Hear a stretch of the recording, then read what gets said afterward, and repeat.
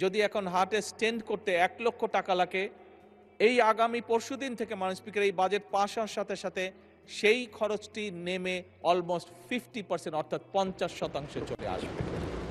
আমাদের জনগণ, বিরাট সংখ্যক একটা জনগণ, পরিবারের কেউ যদি অসুস্থ হয়, তার চিকিৎসা ব্যয় মিটাতে গিয়ে পরিবার নিঃস্ব হয়ে যায়, পরিবার নিঃস্ব হয়ে যায় একদম।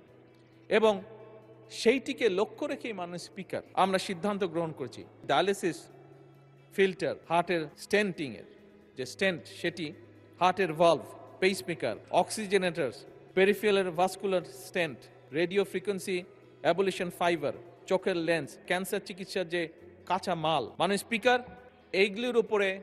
ভ্যাট এবং ট্যাক্স যতটুকু সম্ভব ম্যাক্সিমাম কমানো যায়, আমরা সেই উদ্যোগ গ্রহণ করেছি মাননীয় স্পিকার। এবং এর ফলে আমরা মাননীয় স্পিকার হিসাব করে দেখেছি, একজন লোকের, একজন মানুষের যদি এখন হার্টে স্টেন্ট করতে 1 লক্ষ টাকা লাগে,